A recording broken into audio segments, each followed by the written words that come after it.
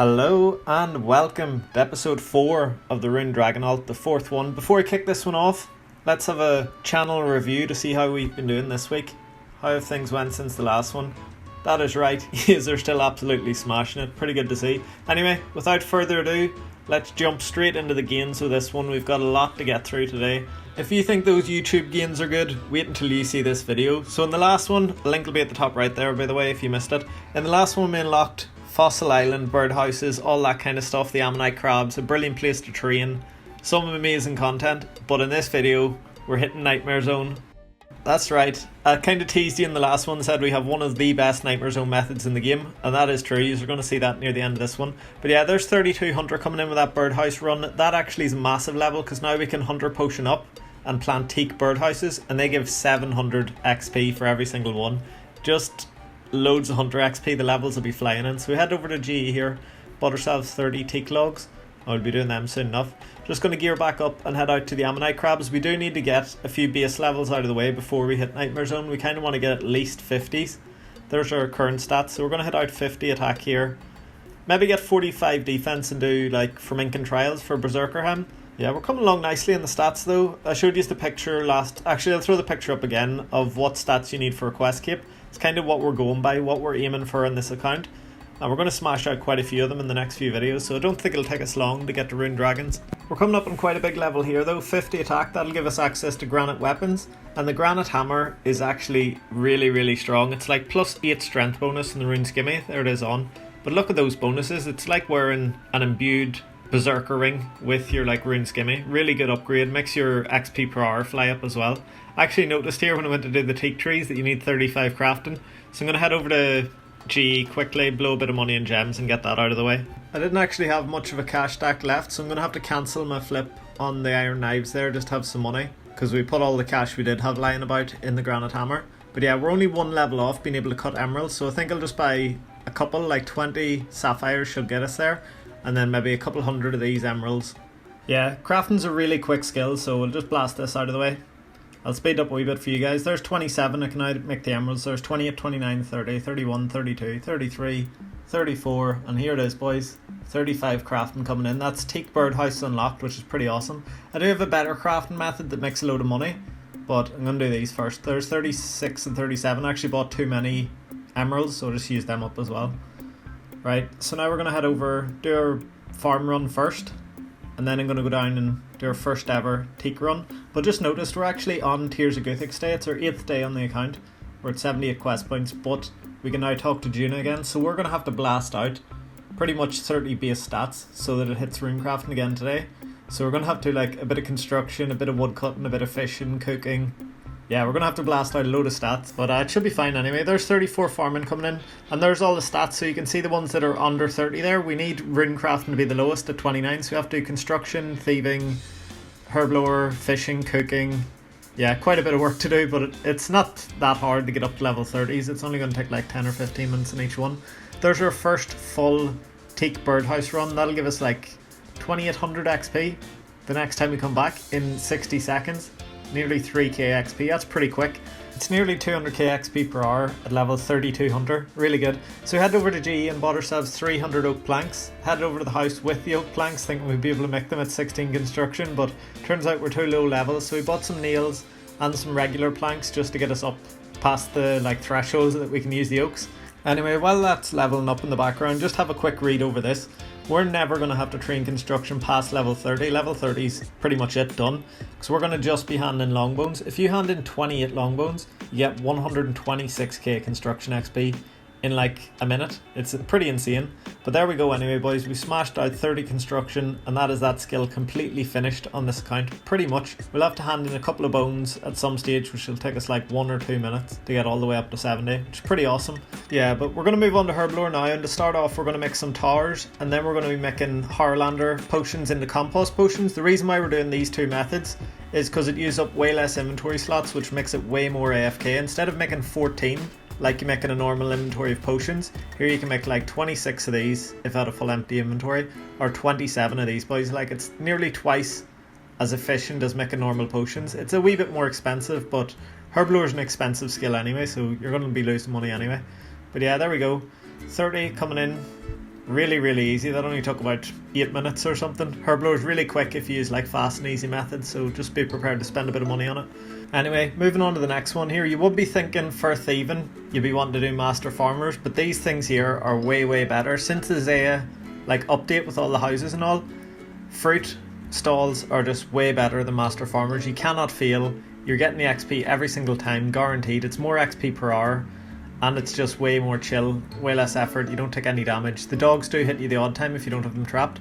I'm actually in the wrong spot here. If you go into the house that's over to the east, there's 2 fruit stalls, and you can get even more XP per hour there. But as I only had like 5 levels or something, just came here, and there we go, 30 thieving. Really quick and easy to get to level 30 with thieving. It does get a bit grindy later on, but those fruit stalls are a nice update compared to the old method of just sitting in master farmers for hours and hours. So yeah, there we go, 30 thieving. Just 3 more stats to go now. That's wood cutting, which is pretty easy, and then fishing and cooking, which are really quick. So we'll start off with the wood cutting here. Eventually I need to get up to 65 wood cutting, but I think I'll just get 30, leave it for a long time, and then finish it off. So here we are, coming in with 30 wood cutting. 925 total as well, it's pretty cool. Only 75 more levels till we hit the 1k mark. Yeah, 65 wood cutting is going to be essential though, because it's the fastest way to get fossils in the account on Fossil Island, like, and then we can use those fossils to get 120k XP lamps. That's pretty insane, and you can spend them in any skill above level 20, I think it is. Yeah, level 20, so that'll just fly up rune crafting, mining, probably thieving. I'll see what's low by the time I get it, but there we go boys, 30 fishing, just one more one to do, and that's cooking, which is really quick. So just head over to Grand Exchange, bought a few fish, and there it is. 30 cooking out of the way, 30 base, every single stat apart from rune crafting. But we're going to head over to Tears of Guthix now, and I think that should get us past 30 rune crafting.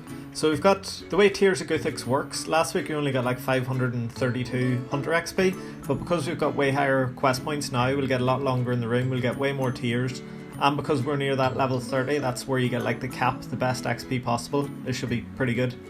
What do we get? 2.5k XP drop, 5 times what we got last time. That is pretty good, like, not going to complain with that. And because we're only like 78 quest points at the minute, by the time we get up near our goal, it's going to be like 200 quest points for Dragon Slayer 2, so we're going to get nearly 3 times the amount of time in there. Oh, we're right beside 31 rune crafting, we've got this lamp, so here we go, 31 rune crafting as well, smashing it. That's our lowest stat on the account now as well, 30. Oh no, we're 30 wood cutting fishing, we've got a lot of 30s. But yeah, we'll train a bit more during the week to make sure we hit rune crafting again next week, but I cannot stress enough how good Tears of Guthix is. It's absolutely class. Over time it'll just build up. If you want to have like a really high level account, 1500 plus, just get Tears of Guthix and do it every week, and within a couple of months, I know it's only like 1 or 2 levels here and there, but because it's in your lowest stat, the one you don't like, and you'll still be playing the game leveling up everything else, eventually you'll have a really high account. So there we go, we've played 3.5 days pretty much. Well, 3 days, 5 hours in 9 days. Over 33% playtime in our first like week and a bit. Sounds pretty insane, but you need to remember that I'm using really chilled AFK training methods like cannonballs, splash, and stuff that you don't actually have to be at the computer for. So it just means you get a lot higher playtime than the normal player without putting in too much effort, So gonna head over here, do a birdhouse run, and this should get us, I think 34 hunter. Yeah, definitely 34, might even make it close to 35. So there's 34 hunter coming in, set up these birdhouses, and we're very close to a crafting level, so there we go, 38 crafting as well. Day 10, 0 progress at all. Went to the pub with my mates, played some pool, had some Guinness. It was good crack like, but no progress. Day 11, loads of our stuff's updated in G, which is good, and there's 35 and 36 hunter coming in. Head over and done a bit of fishing, and there's a XP lamp as well. I'm trying to get my fishing up so I can do that barbarian fishing, for like early level agility. There's 37 hunter. The hunter levels are just flying up, and here is the best basketball shot in the world. From the 2nd floor, he just launches this cabbage down through a hole, through a gap in the floor, into the potion, like an absolute NBA all-star there. No problem at all. Head over and finished, what even quest is that? Black Knight Fortress or something? Yeah, Black Knight's Fortress, no problem. Start the next quest here, which I think is Recruitment Drive, maybe? Yeah, we couldn't do that quest without becoming a girl, so we headed over here, and this quest pretty messed up here. Listen to this, right? The plague is fake, you find out in some of the quests, but I just incinerated 4 sheep. So I incinerated 4 healthy sheep. How messed up is that? The plague doesn't exist, they're not diseased sheep. And I'm not saying it's messed up because I killed 4 sheep, it's just a waste of lamb. Good food there. There we go, 4 quest points, that one's pretty healthy. That'd be cool in a low level Iron Man as well, you get 3k from it. So we head over and done Murder Mystery, it's another good one, 2k and 3 quest points, we're on 88 quest points already. Headed over and I told the king here that the plague is fake on Biohazard, and he's just like, yeah, don't worry about it, just keep it to yourself. Completely corrupt like, but yeah, there we go, Biohazard complete, and a bit more thieving XP, which is pretty good. 91 quest points, but we don't actually have the agility level to start Underground Pass yet. Or maybe we can start it, but we don't want to do it anyway, and locks elves as a slayer task. We head over and done Creature of Frankenstein, and that puts us up to 91 quest points. Or is it? Maybe it's 98. 94, sorry, 94 quest points, 31 thieving. But then we had to go away for a full week in Malta, no RuneScape at all. Well, that's not quite true. So it left me account in a pretty cool spot where you can get 1400 Hunter XP in 10 seconds on mobile between the two birdhouses that are right beside each other, and we just done that the whole week while we were away, and we went from 38 Hunter all the way up to 55 in about 5 minutes of game time on mobile. Pretty insane. Like, if you're just doing nothing, you can hop into the game for 10 seconds and get 1.4k Hunter XP. I'm actually up to Mahoganies now, and these give 960 XP each, so you can actually get like nearly 2k XP in 10 seconds. We also done the 2 teak runs, 6 trees, they're all right beside each other, and look at this, 38, 40, it gave me 2 levels in that second teak tree. 42, it gave me 2 levels again on the third teak tree, like, and then 43, 44, and then the last one, because it was so close to level, put me up to 46 farming. That's right, we went from 35 to 46 in just 2 runs, like 2 minutes of gameplay on mobile, 11 farming levels. That's pretty insane. Teak trees are where it's at. We also made like 3 mil flipping while we were away, and 700k alone from the bird's nest here. The seeds are actually worth a load as well, though. We'll end up making about 1.5 mil from all these bird's nests. So we've made like nearly 5 mil while we've been away, which is pretty awesome. Just doing bird's nest flipping where we didn't have to update it every day. We only updated like every 2 or 3 days. And from all these seeds, like look at that, 55k for a palm tree seed. That's just pretty amazing, these seed ones. I know they're better than moles because you only get 3 seeds, but look at that, 10 nests is worth 205k, and that's not luck either. There's not many big seeds in there, just 1 yay. Look at that one. That one has 3 maples and 95k plus all the seeds. There's a yay, maple. That one's probably worth 300k. Pretty awesome, these here bird's nests. If you aren't doing them, like I must have played for about 4 or 5 minutes while I was away, and I made about 2 million. You tell me another method that makes you 2 million in 5 minutes game time. Here's a few of my flips, by the way. We got like a load of knives, a load of darts. We were buying the darts for like 7, 8, selling them for 10 and 11, and yeah, just making absolute bank of all that stuff. Also meat pies, we were doing good with them. We started flipping them for a few days. Look at that margin on the saltpeter, like 2 GP profit doesn't sound like a lot, but when you're buying them for 3 and flipping them for 5, it's like a 66% margin. The bank is just flying up at the moment. The bird's nest haven't sold yet, but I'm sure if I leave them in, they'll sell. Look at this, we're on 15k thieving XP, right? We're doing 1 quest here. Oh, why didn't that finish? That's a bit weird, it opens it. Below that, 15,000 thieving XP from 1 quest. From level 31 all the way up to 38. That is an awesome quest to do early on for thieving XP. I didn't know it'd give that much, but that's pretty massive, like. And oh, look at that, 1,000 total level as well. I nearly missed that one. That's a pretty massive milestone there. And what I'm going to actually do here, you aren't going to like this, especially anybody who's waiting for the Nightmare Zone content. I'm going to end this one here, and the reason why is because this here is what I'm dealing with. So there's crash number 1 while I'm rendering, there's crash number 2 while I'm rendering, there's crash number 3 while I'm rendering. Pretty much every time I add in a big clip. There's number 4, it says not responding at the top, it's about to crash. But yeah, it's just crashing. And I want to be able to make a load of videos for you guys, but in my current setup, if I drag in a big video file, and the Nightmare Zone one is a couple of hours of Nightmare Zone, it's that AFK. I just recorded like 6 hours of it before I got DC'd, you know, like 6 hour logged, and then just saved the whole 6 hour file, try to drag it into Shotcut, it crashes over and over.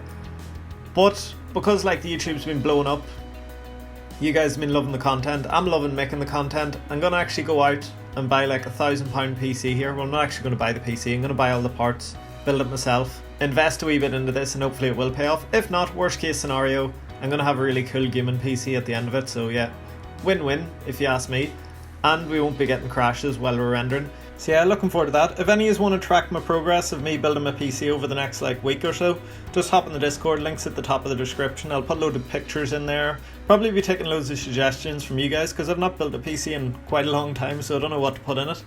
If you have any questions otherwise, just drop them in the comments there, I'll reply to them all. As for the Nightmare Zone method, I'm going to take 2 minutes here to explain it, so anybody who's not interested, you can just pop on. I'll see you in the next video, it should be out soon enough. But yeah, for the Nightmare Zone method, I'll try to explain it. Hopefully it comes across alright. If not, it'll be in the next video anyway. But basically what you want to do is to unlock 5 of these bosses that I've put on the screen here. These are the lowest combat melee bosses. And you want to have all of those on, and you want to have semi-tank melee gear, so not full obsidian with a berserker necklace. That's worse than Addy, because the obsidian's about the same as Addy, and then the berserker necklace lowers all your defensive stats. It has minus 15 or minus 20 in all the defensive stats. Don't wear that, wear a glory and dragon, or wear rune, wear berserker hem. Here's kind of an okay setup. If you're a bit poor, you can swap out the weapon, swap out the body for torso, swap out whatever you want, but kind of somewhere around there for a mid-range cheapish budget. It'll all be explained in detail in the next video, but I hope you forgive me for not being able to put it in this one. I just can't really with my setup. Not much you can do about it, but anyway, thank you guys all for watching. I'll see you all in the next video. Bye!